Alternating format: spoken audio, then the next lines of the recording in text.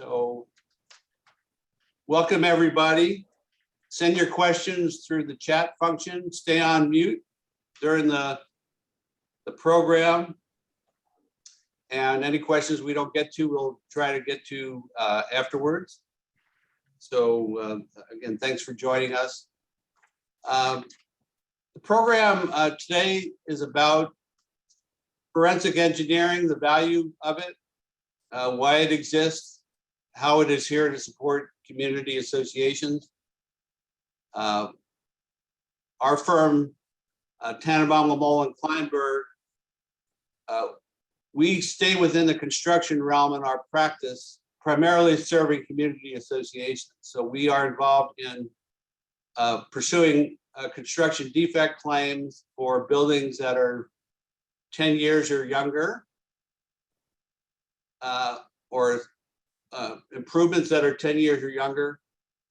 We also do repair consulting for 30, 40-year-old buildings that are in need of major repair projects. We help do the legal side of administering and enforcing those contracts. We've got somebody who's not on mute. If you can do that, mute yourself, please. Thank you. Okay, so that's what our practice is. We do it from the Space Coast across to Tampa Bay and down to Naples. But both on the defect side and on the repair side, we would be powerless unless we had some great forensic engineers supporting both our cases and also our repair projects. We're not licensed to design a repair project. We're not able to act as our own experts in our construction cases. So we rely on a group of excellent forensic engineers. And we have one today that I'm going to be interviewing, Rene Portieles of Epics Forensic and Engineering. Their firm is a multidisciplinary engineering firm. Every aspect of your building or your improvements are covered by specialists within their engineering firm. They support defect cases around the state. They also assist in repair projects, and we thought it would really be interesting to interview Rene so that you fully understand how a forensic engineer works and what purposes they serve. Rene, welcome. Answer my first question. My first question is, what role does your firm serve for condo and homeowner associations in Florida? Thanks, Alan. Great to be here. That's a great question to start off with. The engineers are your technical advocate. So we consult and we can guide you through in resolving all your building site issues. So in short, think of it this way. We're that doctor friend that you ask when you have questions to resolve all your concerns. You know, the key here is to give a clear insight and direction on topics that you may not have a full grasp of. And that's really what we're here for. I'll give an example, Rene. So for example, if there's a lot of issues that are happening within your space, and I will show you clear examples of these. I actually brought a lot of great photos with me today that I'm going to share with you. But you keep having water intrusion coming in and you have no idea why it's there. It's inside the wall. It's causing damage to the interior building. You've sent contractors. They fix the windows. They fix the stucco. But what it is, it's a flashing in a roof somewhere, which happens to run in a certain direction and then lands on a window inside the wall. And you think it's the window, but it really isn't. So that's where you can ask us, hey, Rene, we're going crazy trying to figure out where this water is coming in from. We can help you understand where the water is, and then get all that engineering jumbo out of the way and get down to the real repair. Now, your firm, there's some engineering firms that, the head of the firm is a mechanical engineer. They're really good if a building has a mechanical problem of investigating that issue. Some of our HOAs who are represented here today, they really don't have building concerns. but they are responsible for maintaining retention ponds, roadways, and so forth. Some groups that are represented today are high rises, some are mid rises. Does your firm undertake investigation of all those different types of properties, and how do you do that within the disciplines of your firm? Well, we have different divisions with separate individual experts. And so what does this mean? This means that normally there's a jack of all trades guy. And that's the guy that you call that knows every single discipline in your entire building, structural, mechanical, electrical. However, that's only one person that has knowledge of all building disciplines. We feel that the key is not only to know all disciplines, but to really get hyper-focused on the individual disciplines. This creates experts who are intended to resolve specific issues in their field. Look, this is not a new concept. You know that there's a doctor out there, that's your general doctor, and he knows just about everything about you. However, if there is an issue, what does he do? He sends you to a specialist. That shows how organized the engineer needs to be in order to not only know the global, which is everything about your site, but also have individual key personnel that can really get down into the details. So let me give an example. If one of the folks on the panel today is a manager of an HOA, it's single family, so the HOA is not involved in the single family home issues, but they're concerned about their paving and their retention ponds. Is that something that you personally would investigate, or somebody else in your firm take that on? Well, we can investigate. It depends on really how in-depth the issue is. We have specific disciplines that we go out there to assign to that project. So what will happen is you have one project manager that knows just about everything, and that's that jack of all trades that we were talking about. And then once we find a specific issue that really needs a little bit more investigation, then we'll go ahead and assign or bring in an expert from our firm to really get down into the details and understand not just what's going on, but more importantly, how to fix it. All right, so you have site engineers, people who have, during their careers have really focused on site issues more than building issues, and they would be the ones that, for an in-depth problem, would be the one that you would bring in for that part of the investigation. Absolutely, correct. Okay, and your personal bias, I mean, where's your greatest strength as an engineer relative to building forensics, you personally? Well, I started off doing structural assessments of stucco and concrete and post-tensioning. And then since there's so much water intrusion, that we find here in Florida, I gravitated over to windows and doors. And now I act as one of the primary glass and glazing experts for the firm. However, I am pretty dangerous in mechanical, electrical, and plumbing also. So okay, that works as well. All right, let's talk about what purpose a forensic engineer serves in a construction defect case. Why are you important for a defect case? So you have your engineers and you have forensics engineers. Okay, so what distinguishes both of them? Well, the forensic engineer has to effectively present the case, which he has to substantiate the defect found. He has to understand and find and know the actual causation that the issue has, and the proper remediation. But you say, well, an engineer could do that. Well, the forensic engineer has to be able to present that to a wide audience. He has to present it in a way that everybody can understand it. Why? Because in a mediation, in a deposition, in trial, who's in front of you? Well, you have engineers that you need to have the technical know-how. You have the attorney, which knows the process and may or may not know the technical of the engineering. And then you also have common, people. You have dentists, you have doctors. I mean, these are great individuals that are masters in their field, but are not masters in this structural engineering realm.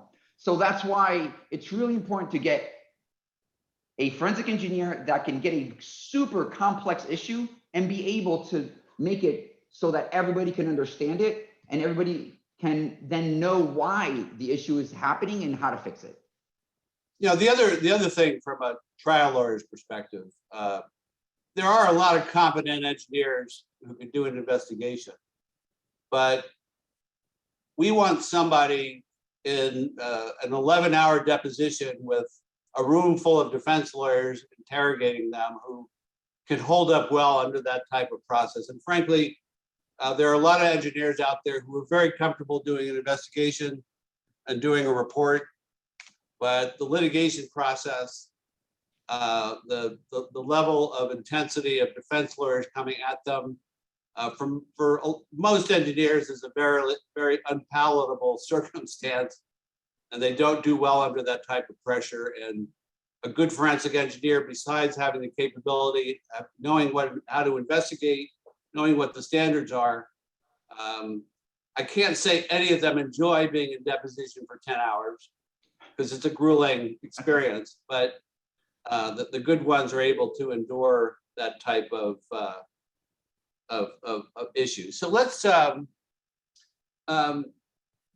before we get into your photographs, because I know that people are desiring to see them, and we'll get there, but let's talk about approach. How do you approach an investigation? Let's say a building investigation, and where does invasive or destructive testing fit in? Right. Well, I'm about to take everybody here back to high school. If you remember scientific method, that is the root of our approach to an investigation. So what do? We come up to an area and we determine every single possible reason why the issue is happening. Our job now is to approach that in a manner where we start deducting all of those reasons and we're left with the actual solution. So if there's water coming in through a roof, is it a pipe? It could be raccoons that are in your attic. True story, by the way. It could be your roof. It could be so many different elements. And our job is to not just show up and say, oh, there it is. Yeah, I know what that is. No, it's to actually prove why and what is happening so that we can fix it. And destructive or invasive testing, where does that fit in? Well, it comes into determining that root cause. So if we know the root cause, then we know the actual repair. Let me give you a quick example. You come to your building, your stucco looks like it's cracking, maybe it's falling off the building. You say, oh, the stucco's bad. Go get a contractor, fix the stucco. And you do that. A couple months later, a year later, it starts happening again and again and again. Well, if we come up and approach with the scientific method, then we can say, well, why is the stucco falling off the building? Let's look a little deeper.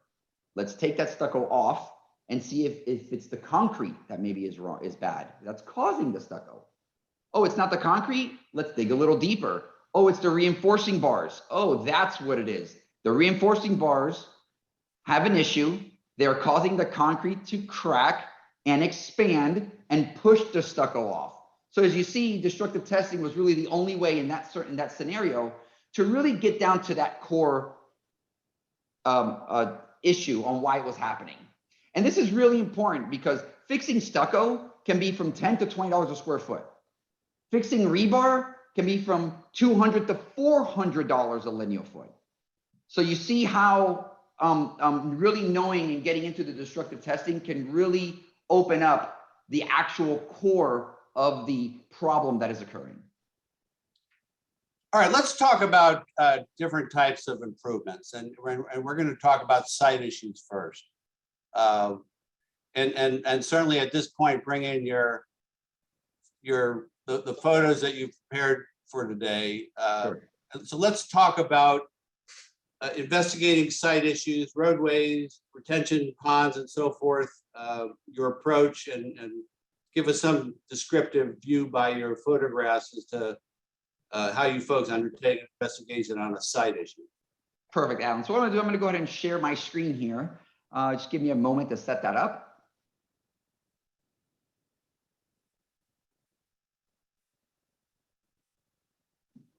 We do see it, Rene. Okay, perfect. All right, let's talk about pavements. For HOAs, these are brand new sites. And immediately you start getting the photo on the top left, cracks in the pavements. On the right, top right, you see this alligator cracking pattern. On the bottom, you have all these cracks happening. You don't know why it's happening. We don't know why it's happening either. We need to find out.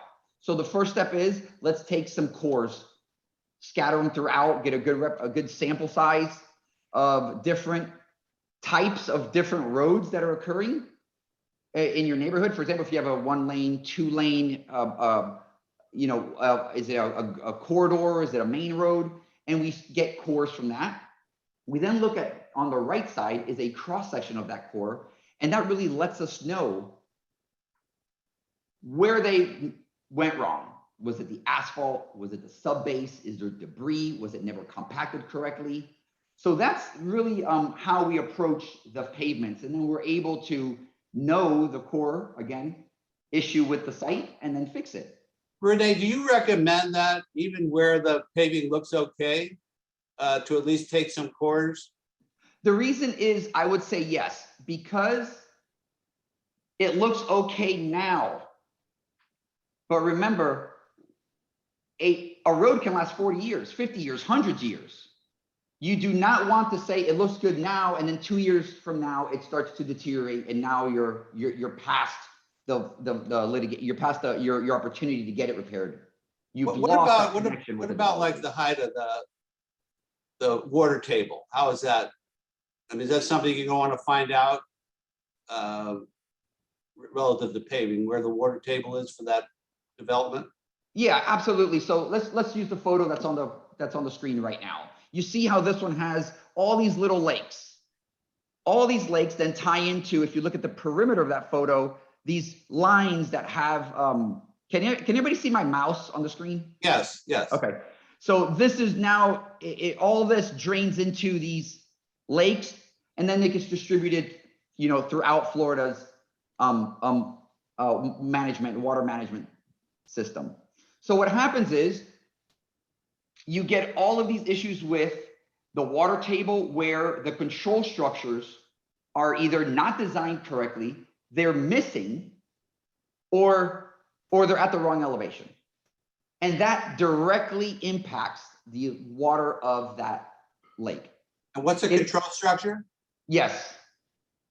Because if the water control structures within that area are designed to withstand a certain amount of water, right? If a lot of times before a big storm, the cities will drain their areas. Well, that also causes your lake to drain if it's connected to that system. But there's usually a weir or water control structure that is designed to keep water on your site and not let it drain out with all the other, it's like it controls the elevation of your area.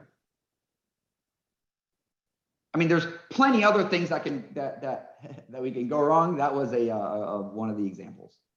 So on this this photo of this retention pond, what issues are you seeing there? So one thing here is, if you walk around and you see things like this in an HOA, as you see, this is a lake embankment issue. These lake embankments are supposed to be sloped in a certain way so that, one, you don't get these abrupt changes in elevation. This is an open for litigation against your HOA. This is a tripping hazard. Also, it is for the landscapers. I've been on cases, we've had cases where we've had landscapers fall off and get seriously injured on their equipment because of the improper sloping. And at the end of the day, it is absolutely the HOA's responsibility because they did not maintain the lake embankments. A lot of times this is a construction defect right from the first day. This photo that you see is in a property that's only maybe 8 years old. So it's a very, this should not be happening now. On the first day, it was like that. Another thing is the photo on the right top, right bottom. These are washouts. This happens when, again, the piping is not designed properly with the lake embankment, which causes, in a rain event, water to rush through the pipe, and then it takes all the soil with it, causing damage to the lake embankment. All right, Rene, let's move. You want to move next to a high rise? Yeah, before I go to high rise, I want to make sure that, for HOAs, guys, today, after this webinar, you're going to go get your lunch, walk around your HOA if you're on one of these, and just look at the dryer vents. This is something that can easily be done. You do not need an engineer to tell you to fix this. This is nothing but a dryer vent. There are 2 vents on the outside of your property. One is for your bathroom, and that one has a screen. The other one is for a dryer. That one cannot have a screen. We've been on cases with fire because all it is this screen is here. Reach up there, take that screen off. It comes right off with a screwdriver, and leave it open so you don't get any fires in your area. But let's talk about mid-rise. Sorry, Alan, I detoured a little bit there. There you are. Now, what we see is there's a ton of issues that are happening on mid-rise, but guess what, guys? High-rise have the same issue. So I'm gonna kind of throw a mid-rise and high-rise together into the same pot and give you a little more examples. One thing that we constantly get with mid-rise and high-rise buildings is, why are my pavers always stained? I've pressure washed my pavers many, many times. They're always stained. They're always calcifying. What's happening? Well, in this photo here, we determined that you see the 3 dots right here. Those are the drains. Those are actually the high points in the slab. That's a big no-no. The red area is where the water is just sitting because it cannot get to the drain. Some other issues, keeping with the soaking of water on an amenities deck. We have water coming through the decks and causing havoc on your waterproofing. It's waterproofing. This waterproofing on your deck is not a swimming pool. It is not designed to hold water for prolonged periods of time. That water under your decks, under your planters that are not drained correctly will pond, cause damage to your waterproofing. Next thing you know, these are looking at interstitial spaces underneath the pool deck. This is actually the pool where it's causing damage in the waterproofing, and now water is coming through not just the pool area, but also in your expansion joints. Guys, this photo was taken 2 months ago. So these aren't photos that I find on the internet. Every single photos here I have taken within the last 6 months, maybe, on every single photo in this entire show. Well, so what we have here is we have expansion joints that are leaking. If you look on the right, those are roots. There is an amenities deck 2 floors above this. The roots went from the planter down 1 floor and hit this floor, which is 2 floors below the planters. Again, What are the special challenges though? Because the architects I've seen, they like to create sometimes elevated pool decks and pools. They like to put planters on upper floors. What special challenges does that create from a waterproofing standpoint? you know, it's usually their designs a lot of times are okay, but the big issue that we're having is in the installation, or maybe the wrong spec is used. So there's so many different things happening. There's the architect that has a ton of different little situations: wall to planter, planter wall to floor. There's an expansion joint. There's a wall. There's a concrete building adjacent to this. So there's so many different little details that happen. Very easy for a mistake to occur. In construction, again, trying to determine all of those little details and incorporate them into a design and into the proper construction methods gets out of hand, and they perform construction errors in the field. Sometimes there's different products that need to be used, and the contractor gets it and says, okay, reads the first one, and he puts that everywhere. And unfortunately, it's not like that. That one was only used for a certain area, and he needs another specialty product for a certain other area. In this particular case here, this was an older building, and it's really a lack of maintenance. You know, it's not looking at your building. Guys, 40 years, I'm not going to go into a 40-year certification dissertation, but 40 years is way too long to start looking at your building. You know, you really should get an expert, an engineer out there who knows how to evaluate these areas at least once every 5 years. You should have your own maintenance staff review the building, do walkthroughs yearly. Because if this simple 2 things that I just told you would have been done on this property, we would not be having a $4 million or $5 million repair. it would not be there. It would be a $100,000 repair. Let me ask you this, Rene. You talk about product use. So let's say we have an elevated pool. It's got a paver deck, nice paver deck around there. What are some of the product choices as far as installing the pavers that you've seen cause problems in the field? What kind of product issues? Well, really, it depends a lot on the paver, the mortar that holds the paver. If your mortar set, there are interior, believe it or not, interior mortars that you can use on the inside of the property, and there's exterior ones. The exterior ones are made to be saturated in water and do not calcify. And I'll explain. I have a photo of that, a real clear photo of that in a couple slides. Sand that is used, you just can't get shell rock out there and put any sand on your pavers. It has to be a sand that does not have a lot of calcification, that does not leach, because that will clog all of your drainage pipes, will wreak havoc on your structure, so it's really important that happens. And then also think of it this way, guys. You have paver, you have sand or mortar, you have some sacrificial slab that is used for drainage, you have your waterproofing, and then your structural slab. In order to get to your waterproofing, it will cost you $200 or $300 a foot just to get there. So what do you do when you get there? Do not choose a 1-year product. Do not use a 3-year product. Choose a product that can last a long time, because the real money is in getting to that area. Once you get there, there's products that are only a couple dollars apart, but will give you a 15, 20-year life. So sometimes it's worth spending a little bit more on a better product so that you don't have to do all this over again in 6 or 7 years. But let me talk about subcontractors too, and I think the pavers is a good example. So, a developer has a favorite subcontractor who's done all their ground level paver work on their driveways and so forth, and all of a sudden that developer gets a design that calls for a paver installation on an elevated pool, and it's very easy for that paver contractor, who does not necessarily have done an elevated paver job before. Right. He's just doing the same job he did on the ground floor level, using the same products, taking it up to the 3rd floor, where it may be a totally inappropriate use of products for an elevated deck of that sort. You find that?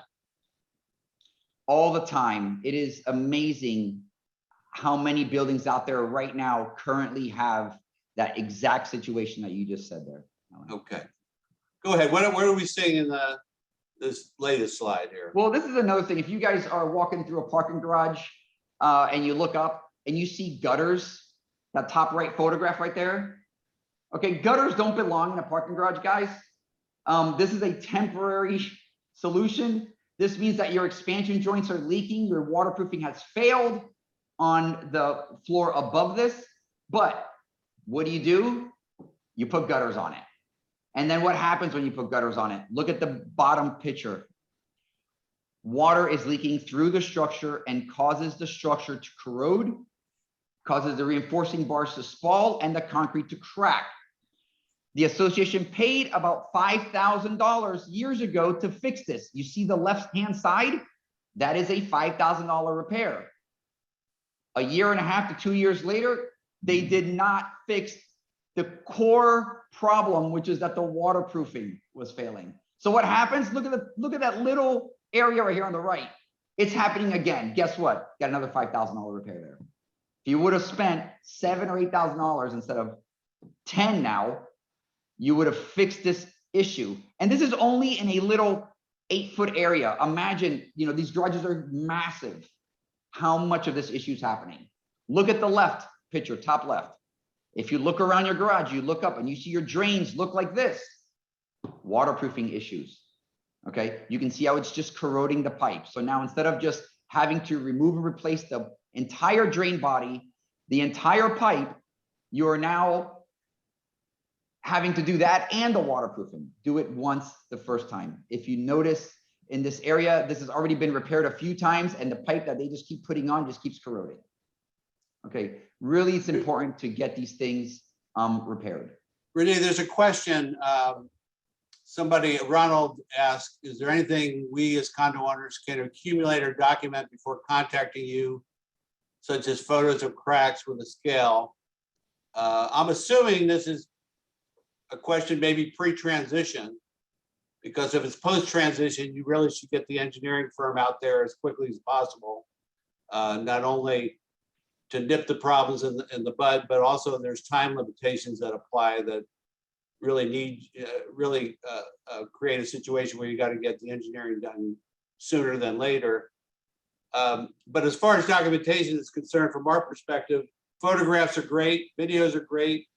Make sure the time sequence. One of the things I've seen Rene do when he's going to take on a multi-building project, the first picture he takes is the address of the building. And then the subsequent pictures, are applying to that building. We've had groups that have dumped, a pile of photographs on us, and they're not designated as to which building or location it was. They're really not very helpful. So documenting when the photograph was taken, where, that's really important, and who the photographer was is really important too. Yeah, especially before pre-turnover, what happens is any issue that you keep having, we've gone into rooms and that room looks perfect. And then we find out later that the building engineer, the chief of maintenance paints that room every month. Why? Because every time it rains, water comes into that room. But when the engineer went in there, it looked brand new. Why? Because he just happened to paint it the day before. So it's important for us to understand what issues have you had. A lot of times you get to a site and I hear the property manager say, oh yeah, that pump, oh yeah, we replace that every 6 months, thinking that that's normal because it's a big building and there's a lot of, load on the pump. No, that's not normal, guys. Tell your engineer that, write it down. It may be that there's a issue with cavitation of the pump or problems with the piping of the, and it's not the pump, it's the pipe that's the problem. So it's really important to, just like Alan said, document, tell your engineer whether you think it's important or not, let your engineer decide, tell him everything that you have, and then, in a nice list, and then as he does his investigation, he can take all of those things into account. Now, there was also a question about what do you do about birds getting into an open dryer vent? I don't know if that's an engineering question or a...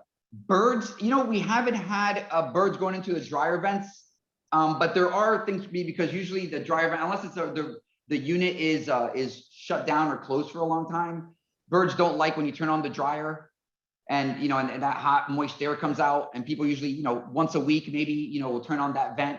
But if you are having some issue, you can put those little prongs, that for the birds to sit on, and just like near the entrance, so it kind of deters them from going in there. But you cannot have screens on them because they will trap lint. Okay, Rene, let's move forward. We have about 20 minutes. There's also, and one more thing to that one. There's also, if your dryer vent is open, you can have a flapper. It's a little gravity flapper or a spring flapper that will keep it closed. And then when you turn it on, it opens up and then it'll close so birds won't get in there. So if you are having a bird issue going into your dryer vent, that's your solution. Buy a gravity damper. They're pretty inexpensive, and have it installed on the outside of the building. Go ahead, Rene. Sure. What's next? Townhomes and duplexes. All right, some issue that we see in the townhome, the duplexes, as you see the photo on the left, beautiful roofs, all different colors. I mean, the work is amazing. You go inside, it is a disaster. Now, this is one thing, guys, that you can do right now. Super easy. You do not need, again, an engineer to do this. We always get complaints. Rene, it's hot in my room, but the living room is cold, or vice versa. You go in the attic, the living room's insulation is perfect. The bedroom looks like this on the photo on the right. This is something super easy that you guys can do right now. Get your insulation in order. Make sure it's tucked. Make sure it is tight between the trusses and uniform and complete. These are small things that you could do right now. Other issues that we see a lot with townhomes and duplexes are roof leaks. A lot of roof leaks. Look at the photo on the left. This roof had a leak. So what did they do? They put another roof on top of the existing roof. Look, guys, I can't make this stuff up. Look at the one on the right. This is when we went to go take off and investigate where the roof leak was coming from. We had to remove a portion of the roof. When we did that underneath, yes, we found another roof under that. This is not the right way to do it. Let me tell you why. People say, because I've gotten this question before. Rene, it's better to put a roof on top of a roof. It's double roof. What's better than one umbrella, two umbrellas? What's better than that? An umbrella under a pavilion. No, that's not how that works. The problem with double roofs is that they do hold moisture. Your roof is designed to breathe. It needs to breathe. You are trapping now and choking off the air that is in this area, and it's causing the roof to retain moisture. Any moisture that goes on there gets retained, doesn't allow it to breathe. Also, next slide, roof rot. If you have a roof leak, chances are you have rotted wood in your roof. So what did you just do? You put another roof on top of your existing roof and you nailed it into a rotted piece of wood. That will not hold. It actually causes now more holes in your roof, and your roof will continue to leak. So Rene, before you move forward, yeah. I do have to mention one thing. So when we talk about townhomes and duplexes, sometimes a townhome and duplex is under a condominium regime. The association, condo association, has full maintenance and repair responsibility over the common areas, the roof, the walls, and so forth. What developers did, probably going back at least 20 years, they started putting townhomes and duplexes within an HOA regime. And it does not give the homeowners association the automatic right to maintain and repair or even investigate roofing issues or wall issues or window issues. What it takes is an amendment of the documents in order to put that responsibility on the part of the homeowners association versus the owners.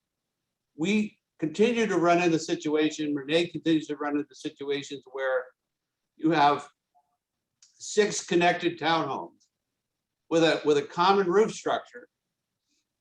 And the documents say that it's each owner's responsibility to repair their own roof. And you can't divide a unified roof into 5 different sections and have 5 different roofers try to do repair or replacement on that roof. So it's really important, if you're managing a homeowners association that administers either in full or in part connected townhomes or duplexes, to really consider amending the documents, which is really the only basis that you can get an engineering firm out to investigate those type of common issues. Without that, in theory, you can't use association money to investigate an issue that's an owner issue. So very important that you consider that. Go ahead, Rene. Right. And now I still have a few slides left, so I'm going to talk fast. If I'm talking too fast, I tend to talk really fast and loud. So bear with me. You're doing a great job. For townhomes and duplexes, we get a lot of issues with pavers, a lot of issues with tile, differential settlement, tripping hazards that occur when they have tile to concrete here to pavers. So there's a lot of that going on. And you know what? Let me switch gears a little bit. I'm going to tell you issues that are happening in all of these. You know, between mid-rise, high-rise, townhomes, duplexes, if there are common elements that all these buildings have. So I'm going to call these all buildings, and I got a few examples of these. The famous stucco issues, you know, if you look up and your ceiling of your balcony is falling off, there's stucco falling off your building. If you look around and you see on the photo on the left, this white staining that is happening, that is very important. That means that water's getting in behind the stucco, and it causes this calcification, which is the minerals that it's taking from the actual concrete. It leaves it behind the stucco and actually pushes it out and starts delaminating it. So it's important to catch that pretty early. The infamous, famous water intrusion through a window. Okay, it doesn't matter where you live. It could be a residential house or a high-rise tower. We are constantly getting water intrusion through windows, causing significant damage to the interior of the property. It's important, as you see here on the right-hand side, that plywood, or I'm sorry, 2x4 with visqueen structure is a chamber test. We can test the window, determine exactly where it's coming from. So we don't have to remove and replace the window. We can change whatever portion of that window is causing defects and water intrusion. Now, sometimes you have to change out the whole window, but this will tell you exactly where it's coming in from. What are the signs, if you're looking at a window, what are the signs of a potential problem? What would you be looking for? Sure. Before Okay. any Right destructive here in testing? this photo, I'll show you right here. When you look at that nice marble windowsill that you have, look on the left and the right of it. And right here in this corner that I'm circling right here, there will be a little bit of a stain or a discolorization. Looks like somebody painted it, or sometimes it's a little brown. That means you have water intrusion. Another area where these windows leak a lot is if you have, like in this photograph, two separate windows, one window on the top, one window on the bottom that's separated by this bar right here. That's called a mullion. In the middle here, you will see then again staining. You could also get your finger and tap it. And if your finger in tapping it goes right through it, that means that it's been wet so many times that it's actually deteriorated the wall. What about exterior cracks around windows? What do they signify? The exterior cracks around the window, if there is a stucco issue that is occurring, it can cause water damage that goes in through the actual base here of the window, or the top sill or the walls of the window. It also, if there's cracking around the sealants. So if you look at your window from the outside and you look at where that window touches the stucco, there should be a little bit of caulking in there. Look to make sure that that caulking is nice and thick and not cracked. If you look at it and it's cracked, it really needs to be replaced. If not, that is the first avenue of damage to your window. Guys, understand that that little caulking that's around your window, that's really not the thing that causes water to go into your building. These windows have an interior sealant, then that's your waterproofing. The problem is if that exterior sealant is cracked, it allows water to go in and sit on top of that waterproofing sealant. It deteriorates it, and then it causes your window leak. Now, instead of just caulking the outside of your window, the only way to fix that is to remove the stucco around your entire window. Sometimes you have to take the window out and reinstall it. Depends on your system. But you have to then take out that structural sealant, reapply that structural sealant. So you can just imagine, instead of $1 a foot, you are now at $20 a foot. And all it is just lack of maintenance. You just simply did not maintain the window properly, or it was installed incorrectly. It was installed with the improper or thickness of that sealant on the outside. Rene, we have a question. Yeah. The HOA I managed came under homeowner control in September of 21. Board's putting together a letter of developer deficiencies. Good. Includes items that were not listed prior to turnover. Is the developer still responsible to make any repairs after turnover? First of all, for most HOAs and condos, it's actually the list that's created after turnover that's really the relevant one, because you have the ability to get an engineer in and investigate the entire property. So certainly things that are discovered after turnover are very relevant to discuss with the developer. As far as the question, is the developer still responsible to make any repairs after turnover?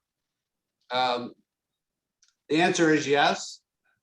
But I want to make an important distinction. After turnover, the association is now in control of all the repairs that are done at the project.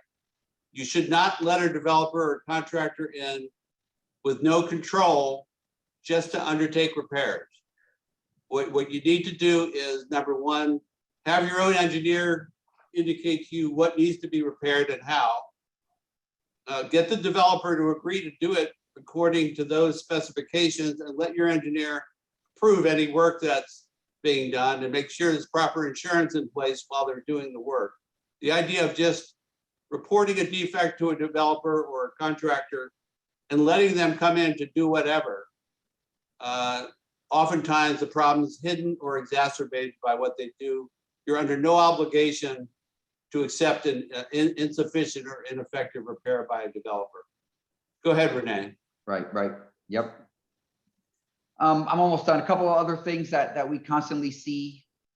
These are real photos here. The one on the left is a ceiling of a parking garage. The photo, and people say, how does this happen? You know, how can you let this happen? The photo on the right is of a different property. This is how this happens. It starts off where my mouse is with a little crack. That crack then gets a little staining. That then spalls off and it opens up. What does the association do? Paint it white so you don't see it. This is not structural paint. It really needs to be cut out and redone, because if not, the photo on the left occurs. This I believe right now is not yet repaired. They are still, this is all under investigation to try to determine the extent of this. But the photo on the bottom right is a project that we have currently right now of on a property here down in Miami that we are fixing. Again, this doesn't happen overnight. More importantly, this does not happen in one reign of a board. This is a board and then another board and then another board and then another board. Okay, that is, I think, the key. If there's anything that you remember for this is, you know, you have to be proactive, guys. You really have to understand your building, get somebody to help you understand your building if you don't, and put things into priority. You know, there's probably repairs that you don't have to do today. You can do tomorrow. But you know what? There's probably repairs that you should do now, because if not, that repair turns into a monster repair in the future. All right, we got a question from Melinda, but Melinda, probably too complex to try to handle in an open panel like this, but I'm going to give your question to Rene and see if his mechanical people have some comments on it. So we'll have to respond to it offline. Rene, leave at least a few minutes to deal with how you do a report, but go ahead with your slides. Sure. So we, again, issues with calcification. This is what we talked about. Improper mortar used to lay your tile down. Issues with sound. Everybody has issues with sound. You know, you look inside the wall and it's supposed to have that sound attenuation blanket, and then when you open it up top left, you see it's hollow. It's not there. And then going into the reports. Okay, so let me set up the question first. Sure. So what's the purpose of a written report, and talk a little bit about the standards that you discuss within an investigative report. Sure. The purpose of a report is to put things into perspective. Really, it's what it is. It'll separate, if you're going to turnover, it separates what's a code violation, a deviation from the plans, a defect in construction, and improper turnover maintenance. That's important because if you're going to be litigating, code violations are code violations, end of story. Deviations are deviations from the plan. That may be a problem, it may not be a problem. If a column is supposed to be here and they put it here, is that really a problem, yes or no? You need to decide that. Defects are defect in construction. It can be aesthetics. The stucco goes this way in this area, and in the other area, it goes up and down. What's the damage? Well, there could be a huge damage because maybe during construction, they had a major malfunction in some area of that wall, and they had to redo it a few times. That's important to understand. Improper turnover maintenance is when the developer has a rule of this property and gives the keys to you to take it, and it's your responsibility now. Well, guess what? If you didn't maintain it properly, you're now stuck with something that you cannot maintain. You have to remove and replace. That's a big problem. But going into the report, putting it into perspective, we need to tell you where things are, what we observe. We split it into these categories. We tell you what discipline is the cause of that issue, and then why it is a problem. I can't say that that is a problem because Rene says it's a problem. No, I say it's a problem because the 2004 building code, section 1403 says it's a problem. And then a photograph to let you know what the issue is. If needed, There is a survey that you can find. You know, if we go out there and there's water ponding on the roof, well, guess what? Maybe in the future, it's going to be a dry day and the water won't be there. So we need to really put things into perspective. And the codes that we do is we do a full document review of all the documents relating to your property. For example, we put everything into perspective on your plans. Another thing, I know I've hit you guys a lot with this today, but another thing that I really want you guys to do and write this down is go through your plans, find out where they are, find out if they're complete. I can't count how many times I go to somebody, where are your plans? And they open up a room and it's just boxes and boxes and boxes of plans stacked up top of each other. They have no idea what they have or what's going on. This is first step. First step is get your plans in order. They're very, very important. I don't care if your building is 1 year old or 60 years old, doesn't matter. Get your plans in order. We have to review those, put them into perspective. We scan them so they don't keep deteriorating in that storage room that you have them locked in on. And then we also look at the applicable codes, find out all the codes of your building. We have to find out not just the codes, but who was responsible for all of the issues that your building has, because you may need to contact these individuals in the future. And if you're in a turnover, we need to know who, of course, was responsible. Yeah, one thing to keep in mind, number one, there's a statute in Florida, 55384, which says that if a party violates a building code, the party damaged has a cause of action, which is a very important statute that we utilize in our defect cases. But keep in mind that the building code is a minimum code, the minimum standard of construction. If you're purchasing into a high-end high-rise, what the law also says, the common law says that you're entitled to have a level of equality based upon a structure of like kind and quality.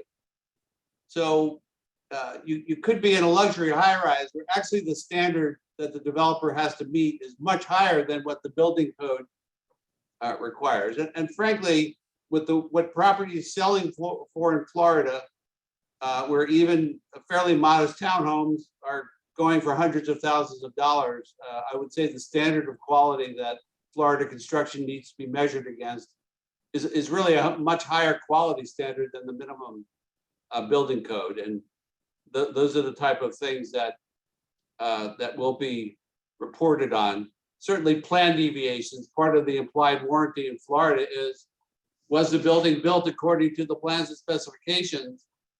Doesn't necessarily have to be a structural problem. It could be an aesthetic issue where the building look is different than what the plans required, or the developer left out an amenity. It's still a compensable event. Real quick, there's a question, is there a specific building code requirement for windows that are, and Michelle put there it is, that are to be used in EIFS wall construction? How about that one, Rene? Well, I mean, there's building codes for windows. There is that. There's ASTMs on how the windows is to be tested, how it's supposed to be manufactured, how it's supposed to perform. That goes for the building envelope.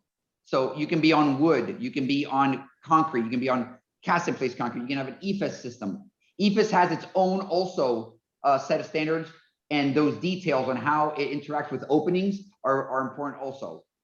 So the building code is more of general, but it's when you really dig into what the building code has inside of it, which is the ASTMs and all of those references, those are the ones that really will call into EIFS, openings, penetrations, and windows as well.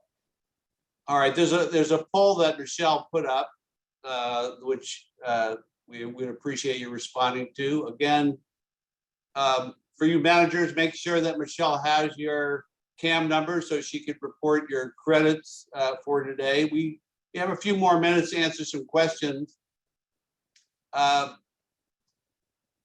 If it's cracked and peeling all around the window frame inside the building, is that a sign of a problem? Yes, if it's cracked inside the building, that means that you're having movement of your window, and you should not have that. That's either a structural problem, or if there's some water intrusion that is happening within that, which is causing cracking of your drywall and causing that little gap to occur. That could be either structural problem with the window or water intrusion. All right, there's a question from Jordan. What if the documents say the windows are the owner's responsibility? My first response to that is if there's any way to amend your documents so that windows are not owner responsibility, for the long term, you'll be far better off. I put certainly sliders in that category too. What happens is if an owner doesn't maintain their window properly, where's that water going to go that's going to get in? If you're in a mid-rise or a high-rise, it's going to travel by gravity downward, and you're going to have problems in the units below. That presents a very difficult situation. Same thing with sliders. And frankly, now you're having all different types of contractors show up at your building to do work, and you certainly want to avoid that. Rene, you have an opinion on that? Rene, you have an opinion on that? On windows? Yes. Yeah. You agree? Oh no, I'm absolutely. There's nothing I can add. You said it dead on. That's exactly. All right, here. Question: if a corner stairwell has had cracks for years, is an engineering report suggested? Probably, right? Yes? Okay, hold on a second. My computer just froze there for a couple seconds. I'm trying to get it back up again. I didn't hear you. All right. Say it again, please, Alan. If a corner stairwell has had crack for years, is it good to call an engineer in? Yes, because that crack only gets worse with the seasons, with the changing of the seasons, and with if it'll start increasing to decreasing, which is causing additional stress on that crack, causing it to open, and the next thing you know, you start getting water intrusion coming in. All right, and the question: if there's just a few cracks in the stairwells, are they common, or what necessitates further investigation? It really determines on the size of the crack. If your crack is very, very, very thin, like a hair, they're called hairline cracks. You have to just keep a close eye on them. You might want to paint them. If the crack is greater than like your hair, it starts getting a little big, or that the crack doesn't just separate, but it also has an offset and it's separated, that's when you need to call somebody to come in and look at it because there's something else going on there. Yeah, you know, there was an up close on this. We had a project in Sarasota where it was a 35-year-old building, and the manager who lived on the 4th floor tried to get into their unit one day, and they couldn't open the door.